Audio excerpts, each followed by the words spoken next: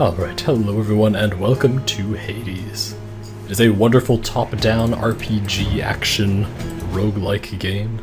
I suppose leaning very slightly towards RPG, it's mostly an action roguelike. Plays like many top-down games you might expect.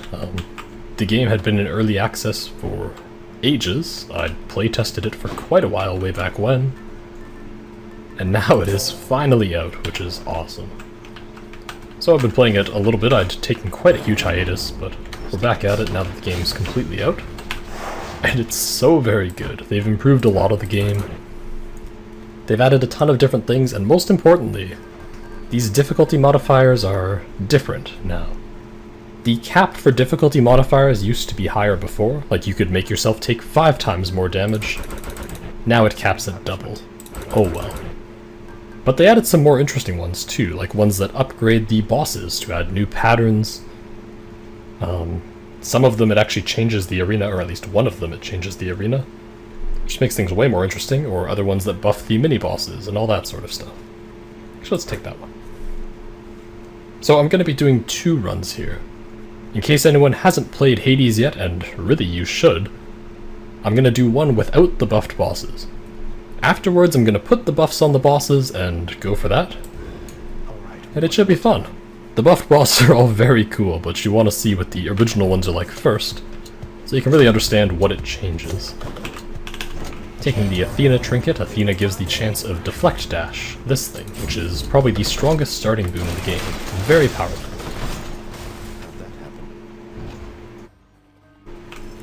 Having deflect dash changes how you can play the game.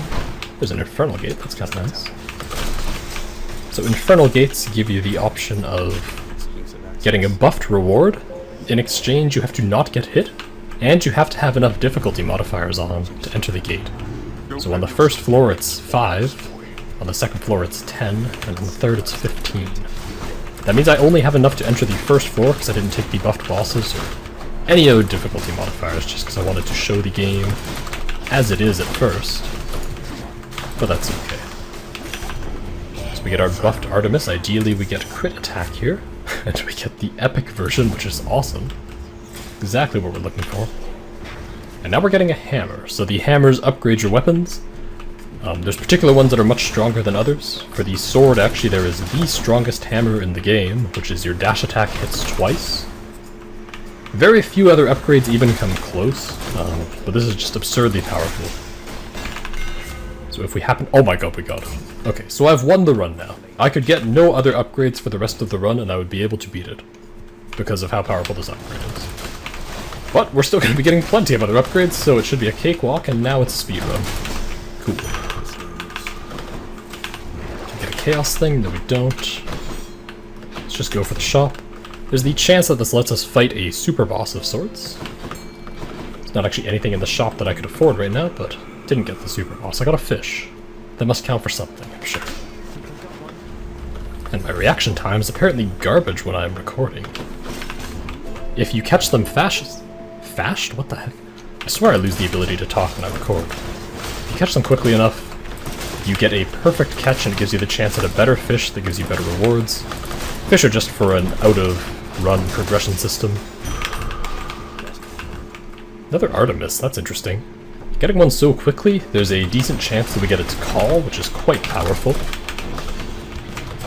The call being a super attack that you have to charge up within each fight, but it has a massive benefit at the end. So Artemis's call is pure damage. There we go, we actually got it. Not an epic one, but still very good. In that case, I'm going to take a pomegranate. Pomegranate's usually the worst reward to be going for from rooms, and as a general rule of thumb, unless you're trying to go very fast, I would recommend any of the other money heart containers sort of deal.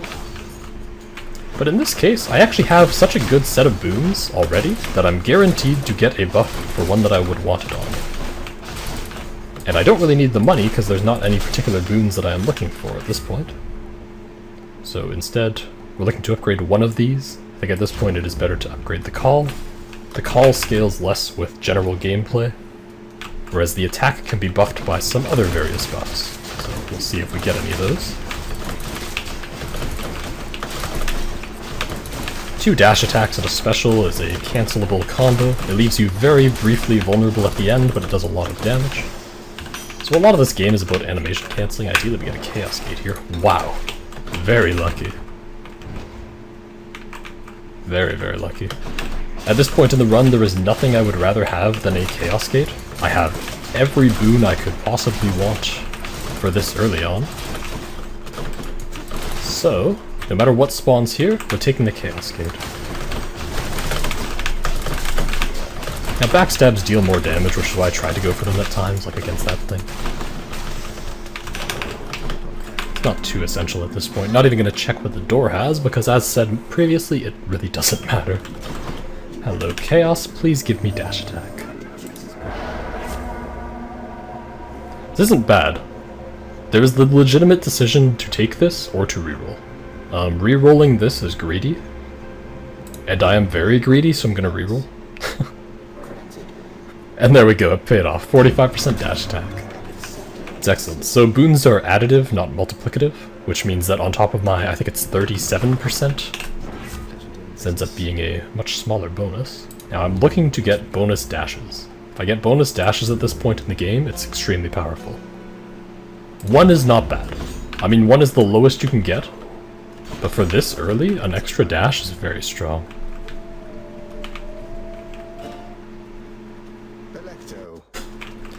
Up against the first boss, the unbuffed, what the heck, unbuffed version has you fighting just 1. So here we are. Put a cast in it, even though it damages me a little bit, because throwing a cast in an enemy makes them take additional damage with the setup that I have going.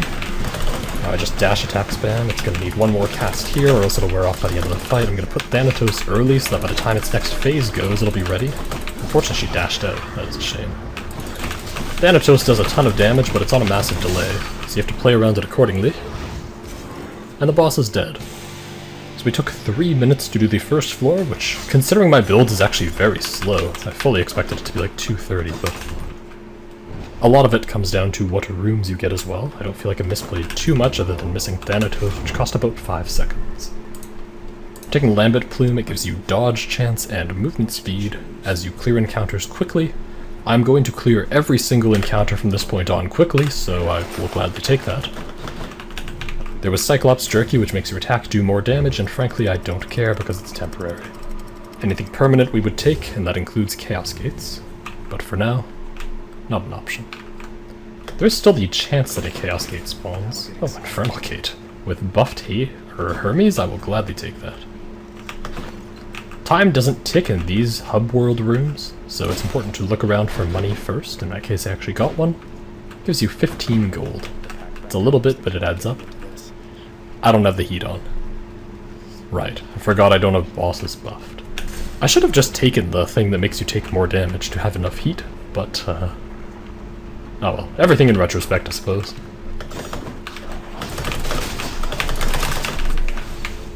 Now, of course, just trying to dash into backstabs for these, because it makes it faster. I'm still debuffed by Chaos, so I'm not going to cast on them, but...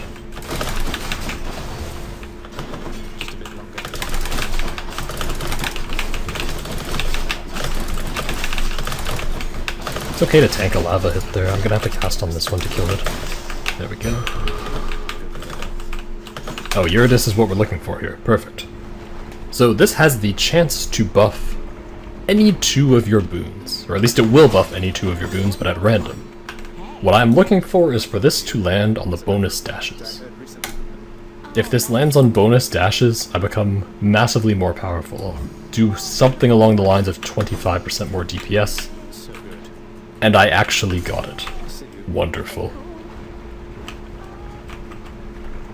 So there we go. It's actually quite hard to even think of what I should be going for next to scale up this build because it's so unbelievably powerful. I suppose just more Artemis would give more crit, so if I find those, perfect. I just tanked that bomb by mistake. I meant to dash through it first, but oh well. Now at this point I think it's safe to take the attack buff. It's not too bad. Demeter is more potential than the Dionysus there. Demeter has a revenge effect where when you get hit, you freeze the enemies around you, or at least chill them. Now, chill is a powerful status effect that can also get scaled up a little bit. So there's some that make enemies take more damage when they're chilled. And the idea is that I want to be at the point where I can tank the last boss intentionally to make him take more damage. Dionysus doesn't offer that ability, and so Demeter's the way to go. I tried to look around the arena while I was doing that. Can this affect Hermes? I've never seen. Deadly Strike, Divine Dash, Artemis Aid. No. Okay. I mean, I guess there's still the chance that it can affect Hermes, but it didn't happen to. However, it just buffed 2 impactful boons for me, which is great. The Divine Dash, on the other hand, does not matter if it gets buffed. The damage isn't really what I'm looking for. Where is the enemy? Oh. A bunch of wasted time there. My bad. Now, Chaos is also up, so I can safely cast on things, which makes them take the damage faster. Not necessary for that one, but just gotta dodge out of that real quick. We'll do Artemis 8 again. Hermes is what we're looking for here, and at this point I am looking for most likely movement speed. Movement speed also scales your dashes. Another option is to take Sturdy and move faster after dashes, so I can reposition between attacks. Where is the enemy? I see you. Follow me.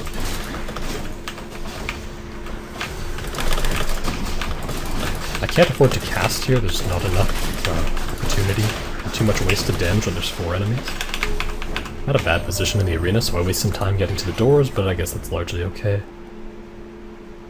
I was gonna say I should reroll this, but not exactly an option, so this is fine. This is an interesting option. So there's an achievement to use a god's greater call against themselves. Sometimes you'll have rooms where you have to pick between 2 gods, and whichever one you don't pick gets angry at you and you have to fight their minions. Now, the achievement to use their god against themselves requires having some sort of faster god gain or tanking a lot of hits. I could take this to get myself the achievement if I happen to get an Artemis room like that. I guess I probably shouldn't. From a gameplay perspective, this is the better choice. From an achievement perspective, the other one is better. Not that the achievements actually do anything for you, so I'm not sure why it would matter, but still. Merciful Poseidon, give me Hydraulic Might. No. Unfortunate. I don't really want to knock foes away, so it's one of these. I think more money is the most important of these at the time. Just because I don't have much of it. Now, so far I'm 2 minutes into this floor, so the Hydra fight should take less than a minute with this build. We're looking like we're making good pace, but not personal best pace, that's for sure. Deflected shot, which meant that I had to miss some dash attacks there for a second, but that's alright too.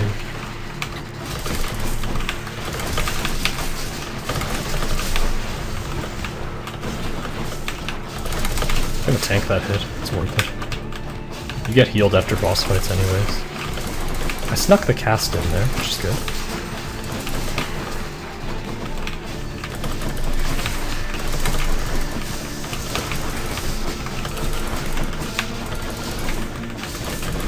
Now if I was over 80% health, I would not have tanked the hit. Having 80% makes me do a little bit more damage. Not having it means that it's no big deal. As a side note, taking the upgrade to get 80%, or the bonus damage above 80% is not free. It does cost, oh wow, I used Thanatos way too late there, he didn't even do anything. But yes, it costs 50 max health, so you can choose to start with 100 max health instead. So, for the most part, the max health doesn't matter. This cuts into my time, but I don't care because it's a fish, and we need the fish. If I was on personal best pace, I would not go for this. I really do have a slower reaction time when I'm recording. Wow, that was much slower than I'd expected. Actually kind of disappointed in myself for that one. But, there we go, 48 seconds for that boss. Ideally we find another Ixion, didn't get it. The fish there, probably not worth it. I don't have enough money. If I could guarantee the fish would spawn inside the Chaos Gate, which sometimes you can do, it would be perfect. But I can't do that, because the fish was going to spawn in this stage. So. Now, regardless of what these are, usually a hammer spawns for one of these. There's a small chance that it doesn't. In this case, the rewards are bad, so I would take this anyways. But for my build, definitely taking Chaos. Again, time doesn't progress in those hub world rooms, so there's no downside to just explaining that. Now, we want more dash attack or backstab, and that is wonderful. 130% backstab damage.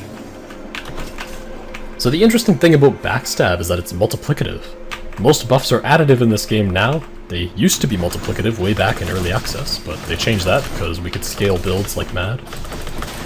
But yeah, ever since the nerf, backstab became so much more important.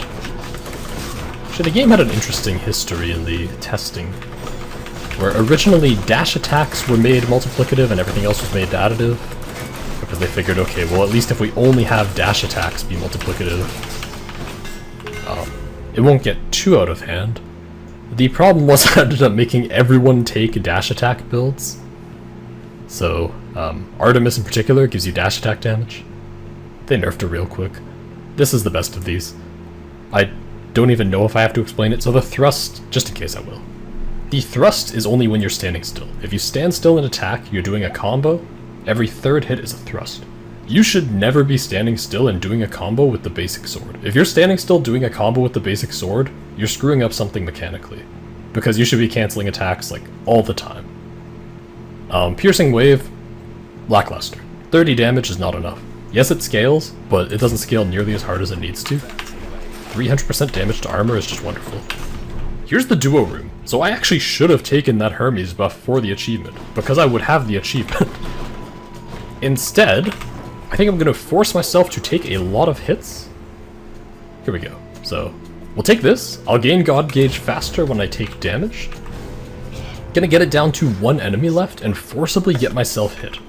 And that way I can get an achievement to use the Greater Call against Artemis.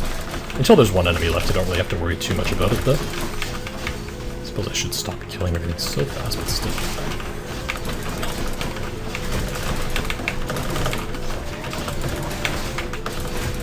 Okay. So now, please hurt me.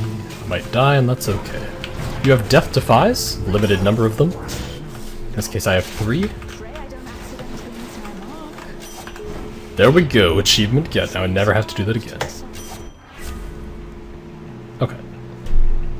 So, this is the best of these. Critical damage versus armor, not impactful enough. I already have more damage against armor, so it's not that impressive. And the normal rank of this doesn't do that much for you. Special is stronger with the chance to do critical damage. Cool, it's not bad, but my special is not where most of my damage is coming from. And this is just incredibly powerful. The 30% chance to crit on a nearby enemy after you crit one thing keeps passing between them. So you hit one, it gives it to the other, you hit the other, it gives it back to the first one, and so on. There is no limit to how many times an enemy can be marked, which makes it very strong.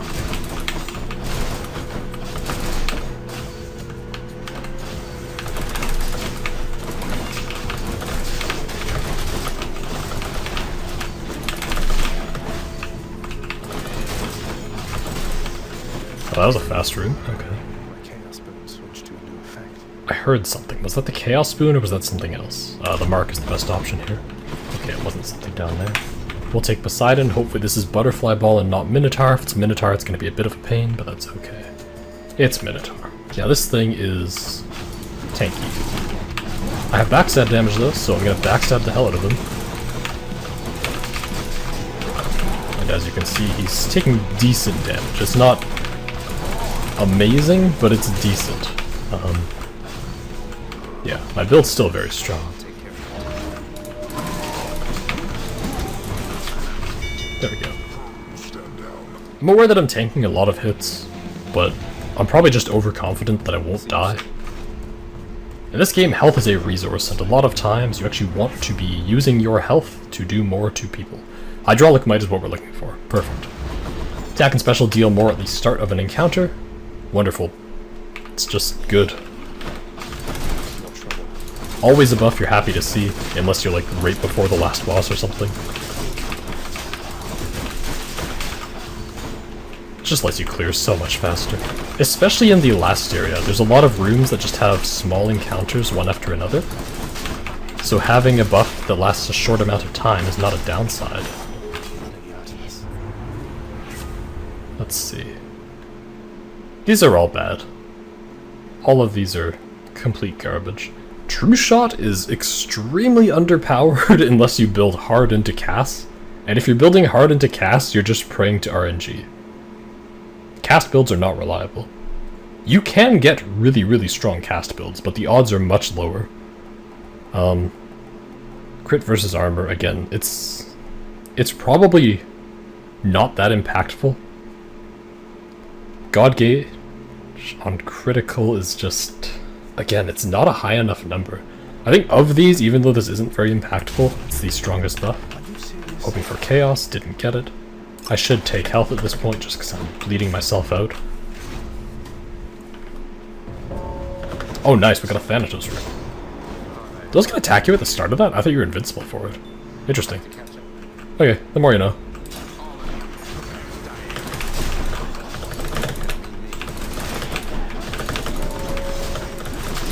So in Thanatos rooms, you compete with Thanatos to kill the most enemies. Whoever kills the most gets a prize, and in that case it is a heart container. So by taking a Thanatos room with a heart container already, you get a second one. Very nice.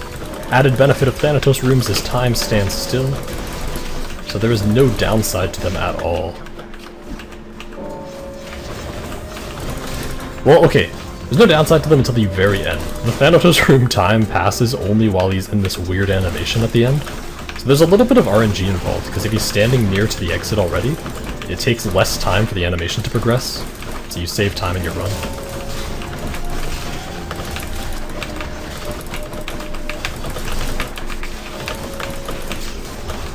I just had to kill that one before he got to it. I won't get to that one, and that's okay. I might get to this archer though. There we go. Not that it's even close, I got 31, he got 4, but it doesn't look as cool as if I got all of them. I am reckless, but that's okay. We'll take Athena here.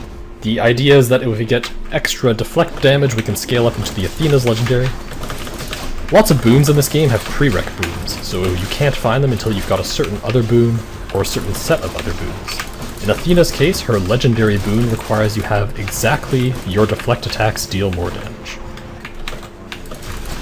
Now, deflect attack deal more damage is not actually a very strong boon in its own right, unless you get a high rarity, but her legendary is extremely powerful for survivability, and lets you play even more recklessly. It's quite wonderful. In this case, I think it is actually your special is stronger and can deflect. Which buys you a little bit more of invincibility. There's nothing good in the sense of the pomegranate. I've already scaled my impactful boons up, so we're going for the shop instead. I hear a fishing point, so I'm going for that. And of these, this is one of these. Do I go for Seeking Fire? I feel like it's clean kill. Go clean kill. Give me that fish.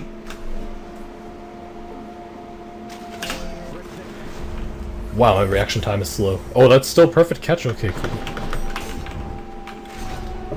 Jeez. I don't know what it is. Maybe it's having like a giant microphone in my face.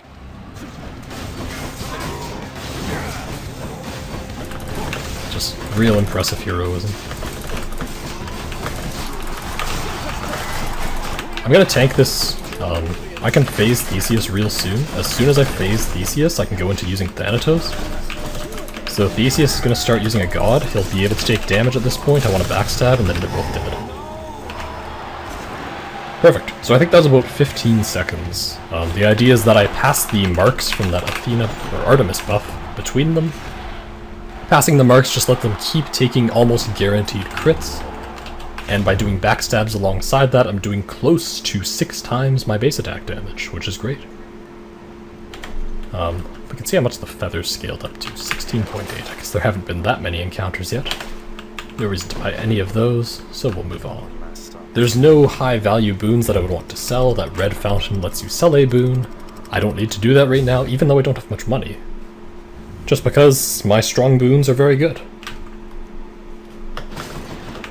Oh, I see money there. Little sparkles indicate money pots. The money pots all give 15 gold. Used to be 10. They've upgraded it.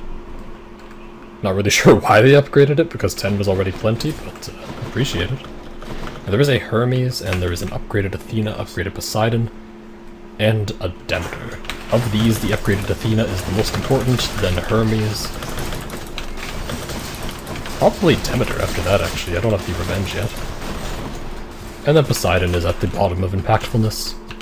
Now that I have Hydraulic Might, there's not really another boon from him that I need at this point. I already have a call. Poseidon's call actually not good if you're trying to go fast, which I sort of am. Though I am guaranteed to not even get a personal best time. I'm already almost at 10 minutes, which is quite slow. A lot of your run speed comes down to how many scenario rooms and how many chaoses you find.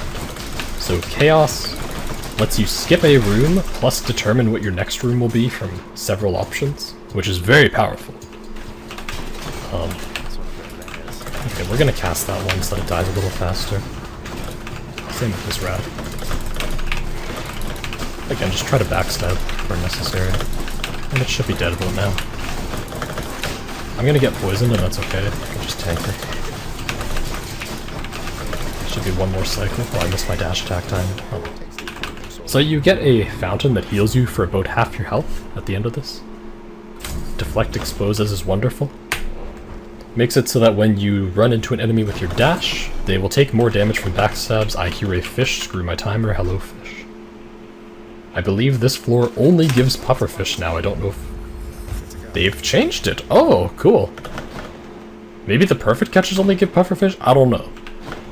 But, hey, I'll take it. I know it's worse than a pufferfish, but it's not a pufferfish. For the longest time, it was only giving pufferfish. I don't know if that's because I perfect catch when I play without having to talk to anything, but who knows. Now, the reason I was thinking of taking your attacks fire and arrow earlier instead of crit damage is for these kind of rooms where the little rats spawn in all over the place. The seeking arrows will actually one-shot them and clear the rooms extremely quickly. Speaking of extremely quickly, hello end. So we got the revenge, which is what we're looking for here. Now I can intentionally tank the boss a little bit, and by doing so slow its movements and also slow its invincibility frames. At this point we're going to be looking to upgrade our call further, and we got both of them on the call, which is great.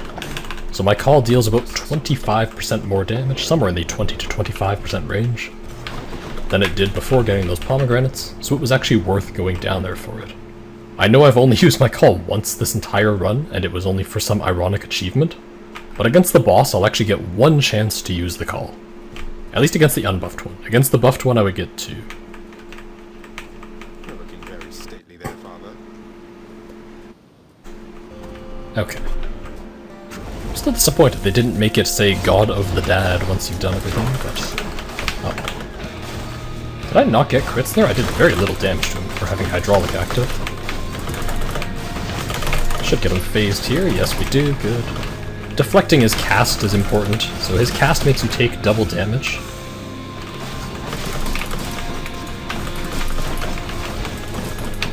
So you can deflect it by using Deflect Dash into it, and it also deals a little bit of damage to him, as you see there. It's roughly 100.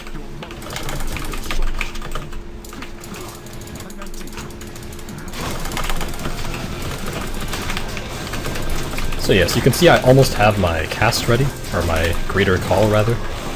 I've accidentally avoided all of the hits. I probably should have gotten hit to slow him a little bit there and to build my cast further, but that's okay. So we're gonna use Than here. Than deals a good chunk of damage, and now as soon as I phase him I should have my call. There we go. So I phased him, kill this thing. I want to cast into him, use my call, and then backstab him, and it'll kill. There we go, just like that. Now without the pomegranates, it actually wouldn't have killed, and it would take one more cycle of dash attacks. So buying the pomegranates saved a good, like, few seconds. It actually probably wasn't worth the time to go for them in retrospect. I guess the unbuffed version is quite weak. 11 minutes and 40 seconds is not bad. If I wasn't using the sword, that would actually be a very good time.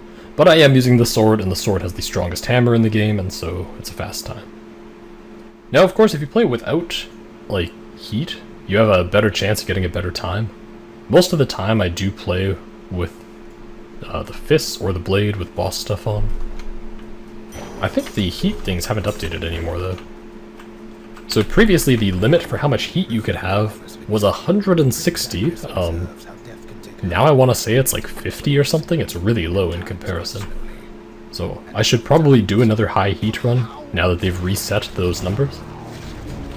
What? What is that? What? Okay, they changed that animation, but... Yeah, peace to you too, Zeg. Peace out.